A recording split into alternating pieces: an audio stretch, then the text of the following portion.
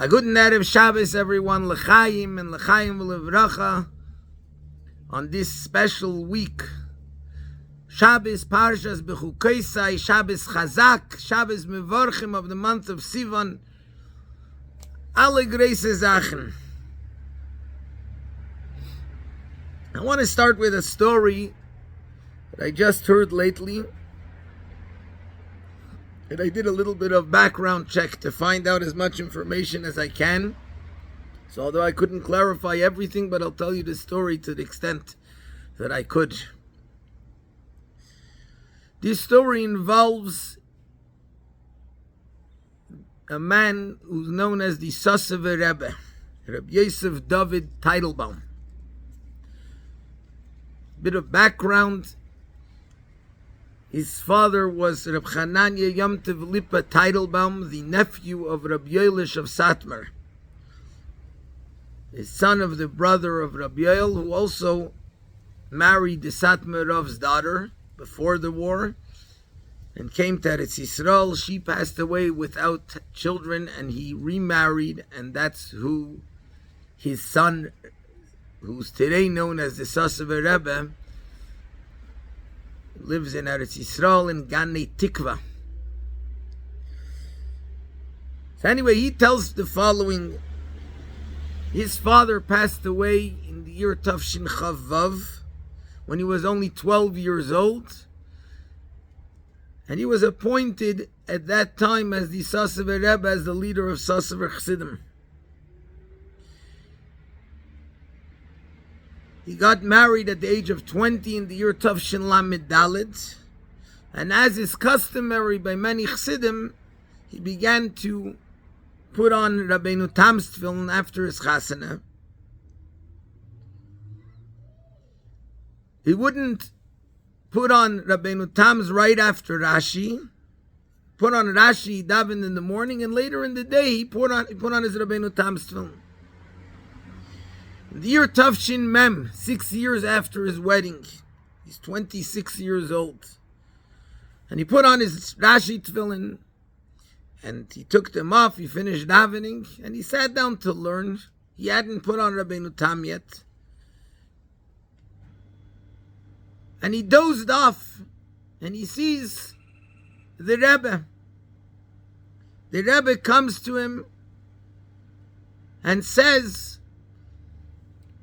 especially because of the fact that you're a leader of Chassidim, it's not proper, it doesn't pass, that you should separate and take such a long wait between Rashi Tefillin and Rabbeinu Tam Tefillin. And the Rebbe continued in the dream to tell him, it says, Shmeir Tam Ure'ei Yashar. Rabbeinu Tam has to be put on immediately after Rashi.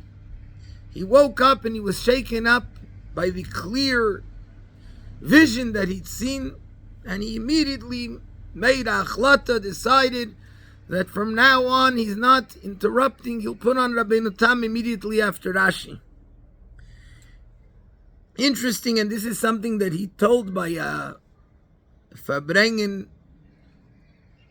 that a few years later he came to the Rebbe in Yechidus. I don't know which year was that I couldn't find out. And he was shocked when in the Yechidus the Rebbe began to speak about Rashi and Rabbeinu Tam and how one has to put on Rabbeinu Tam without waiting right after Rashi. He felt that as a clear show of Ruach HaKodesh. And this was something he was careful about, to the extent that he says he was one time traveling, and when he put on Rabbeinu Tam right after Rashi, he almost missed his flight until the bus that was supposed to take them to the airplane got stuck, and so he managed to make his flight. But here's the story that his son told. Rabbi Gershi Avson said that the son of the Sossever Rebbe was in Cincinnati, and he said, the Rebbe saved my father's life. What was the story? In Tavshin Nun Ches, 1998, he traveled from Eretz Yisrael. There was a big chasana at that time in Williamsburg between the grandson of the Satmarov at that time and the granddaughter, I believe it's in that way, of the Babov Rebbe. It was a big chasna between Babov and Satmar, a chasna that lasted all night. With many people coming, and he also traveled for it. As we said, he was family with Satmar. The next morning, and this is Elul Tavshinun Ches, must have been Yud Aleph Elul. The next morning, in the English date, is the 2nd of September, 1998. And he was supposed to travel back to Eretz Yisrael on the Swiss Air flight through Switzerland. In the morning, after the long night of the Chasana, I guess he got a late start, and by the time he finished davening Shachris, it was extremely late. But he knew that regardless, Yihi Ma, no matter what, Rabbeinu Tam's tefillin has to come right after Rashi tefillin. And sure enough, he came to the airport, he missed his flight. That flight was one of the worst airline crashes, in which the Swiss Air flight crashed into the Atlantic and there were no survivors. As Chassidim, we know the concept that when the Rebbe tells us something, it means this is what's important for my neshama and for my mission in this world. But sometimes if I don't listen, or on the contrary, if I do listen, then it causes a very great salvation because I'm doing what I'm supposed to do in this world. There's a story when the Rebbe Rashab, this was in the year Tov Reish Mem Ches, before the Rebbe Rashab, 4 years before the Rebbe Rashab officially accepted the Nesias. I mean, he was known already, he used to say Mamarim, he says this. And one of the Mamorim, a famous mimer that he said on Simchas Torah, in that year, Tafresh Memches, Ein HaKadosh Baruch Hu Ba B'Trunyam B'Riyosav.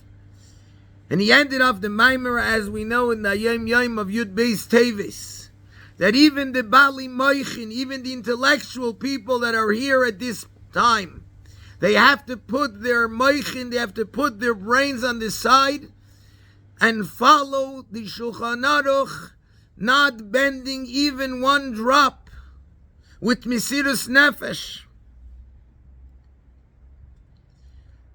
After the Maimer, one of the family members, who was a close family member, and as we said, the Rebbe Rashab hadn't officially accepted the Nesias, and he came over to the Rebbe Rashab, who was a big maskell and chassidus, this person.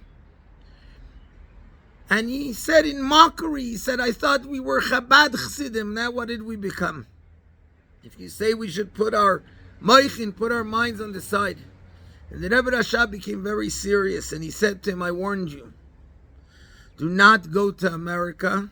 It won't be a good end.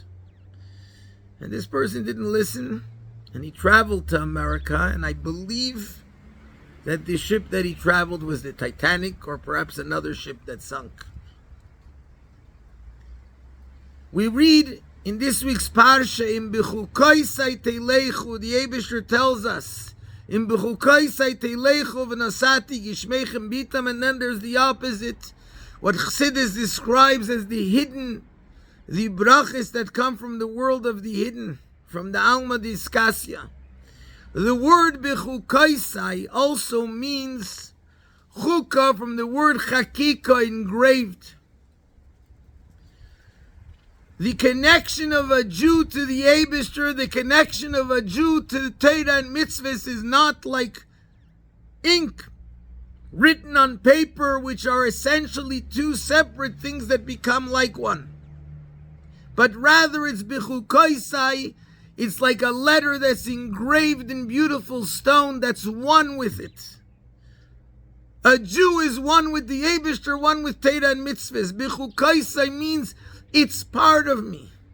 When it comes to a chassid, when the Rebbe tells us to do something, we're unable to change it. It becomes part of us to the extent that it doesn't matter what may come what may. We're connected to it because this is us. It's not something separate. A chassid and the Rebbe are one thing. And this is also the idea of Shabbos Mevorchim as we come from Chodesh Nisan and we head to Chodesh Sivan. The middle month is the month of Iyar, the second month. We're heading for the third month, the month of Sivan. In Nisan is when Hashem gives us the power to do what needs to be done, but it's still two separate entities. In Iyar is when we work on internalizing it through the mitzvah of Sfiras HaOmer. And in the month of Sivan is when it's revealed al Yisrael v'kutshabrichu kul achad. And as we're blessing the month of Sivan from the month of Iyar, it's our avodah, our work of connection that reveals how a Jew is one thing with Hashem, and how the Rebbe who teaches us, who gives us over the will of Hashem, tells us what our mission in the world is. It's not only we do it, but it's one essence, completely and totally. And to tell a personal story, many of you may have heard me tell it.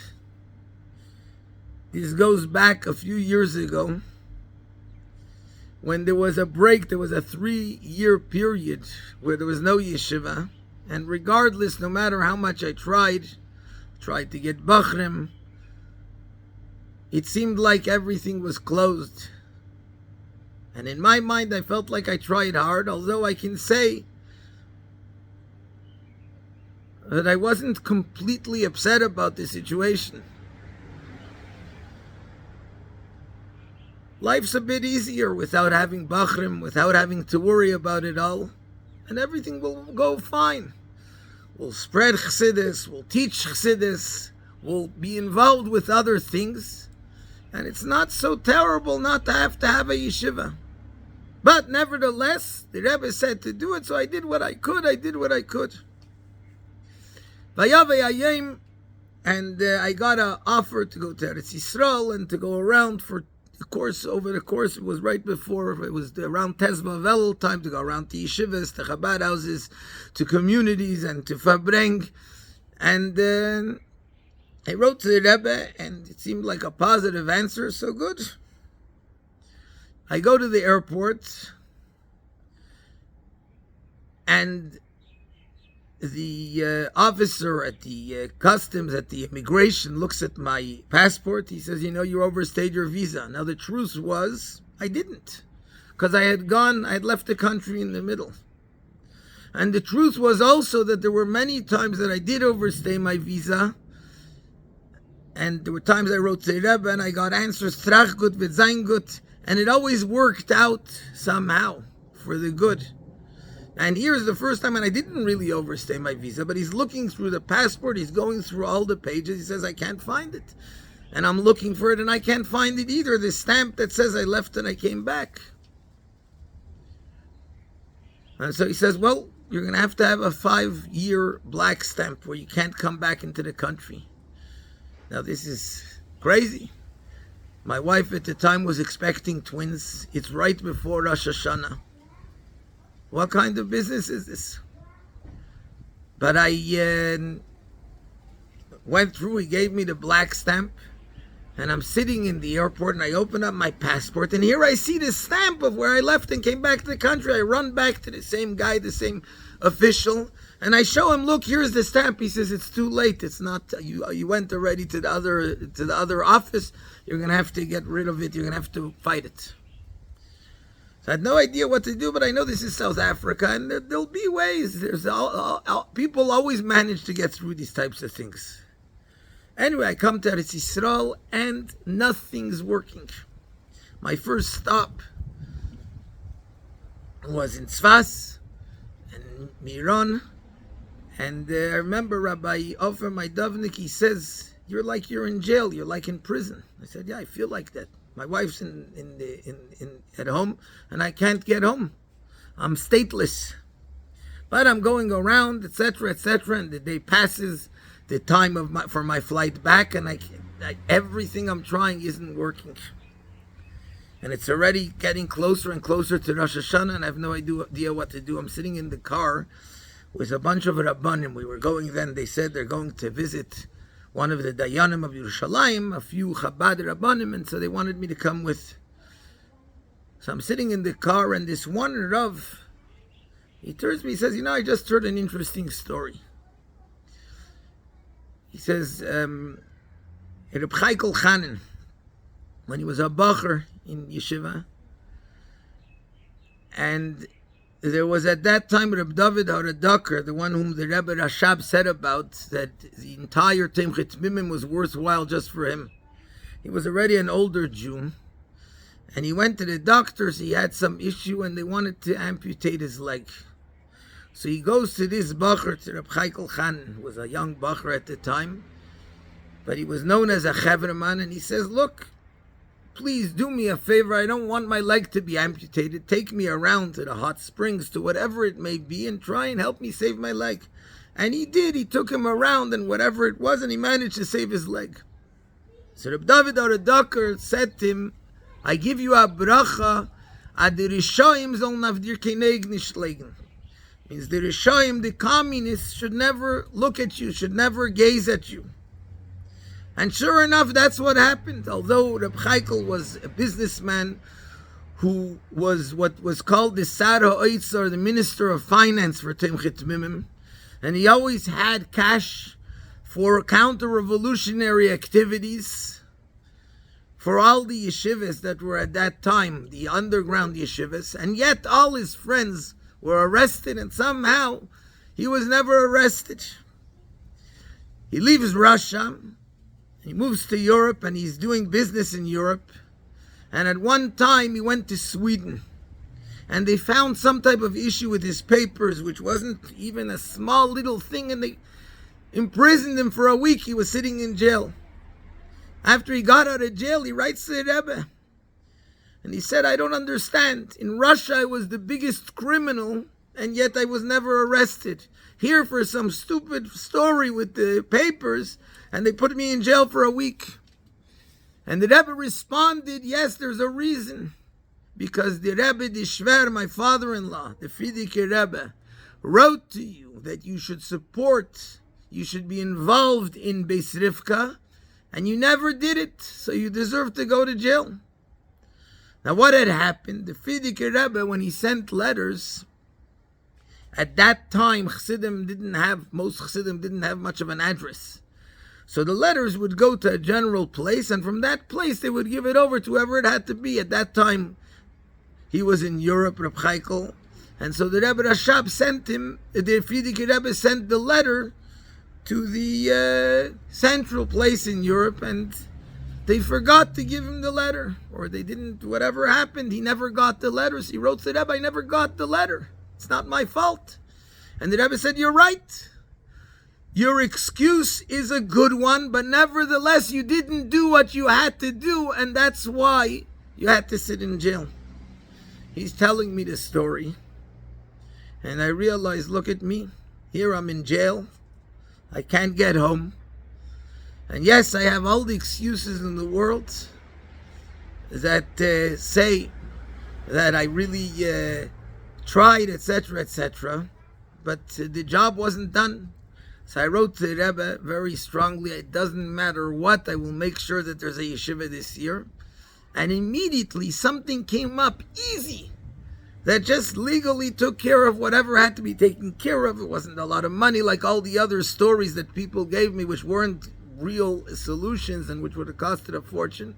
And Baruch Hashem, I managed by Erev Rosh Hashanah to get back home, and that year we restarted the yeshiva. And the point is that when the Rebbe gives us a job, this is our mission in life, and this is what's good for us, Begashmias, as well. So I can tell you something now, this is a Fabrengen, not a fundraiser. And nevertheless, this is also a practical thing. This year after Pesach, things are going tough and complicated, etc., as they always are when you're doing the right thing. And I wrote to the Rebbe about all the things, and it was sort of with a feeling of, what's it for? And I got a very strong answer from the Rebbe, where the Rebbe is writing to the chief rabbi of South Africa at that time, Rabbi Rabinowitz. And the Rebbe says, you must do everything to make sure to make a yeshiva in your country, so that Bachrim, who are unwilling or unable to be Geila L'Makom Torah, they should be able to go and learn there. What I'd like to say is the following. We're starting Sunday, Mitzvah Hashem, a campaign for yeshiva. It's not for my yeshiva and it's not for me. It's a campaign for the Rebbe's Bachrim, for the Rebbe's Bachrim to have a place where they change from one extreme to the other and embrace lovingly doing what's right and what's needed. So I'm not speaking for myself, because it's not for me and it's not for yeshiva, it's for the Rebbe's Bachrim. I'm urging everyone to do the right thing. Get involved with it, because this is part of your mission in life, to help the Rebbe's children get involved in a way that's beyond anything you expect that you want or could. Get involved yourself and involve others. And I promise, and it's not me that's promising, it's the Eibusher that promises, in the Torah, in this week's Parsha, you will definitely receive all the brachas. V'nosati gishmeichem b'itam. And as the Baal Shem Tov teaches, gishmeichem gashmias. The Eibusher will give gashmias and ruchnias, everything that everyone wants, everything that everyone can want. All the brachas possible, the Eibusher will definitely give them. And the most important one, that the Eibusher will lead us through these galus of Melech HaMashiach, kaimemius la'artzeinu, v'nasati mishkani b'seichem, and build the third Beis HaMikdash. Before we even read Bechukosai this Shabbos, that we'll all be together in Yerushalayim Iyar Kodesh, in the Beis HaMikdash HaShlishi, together with the Rebbe, B'Reishenu, immediately Mamish. A guten Shabbos.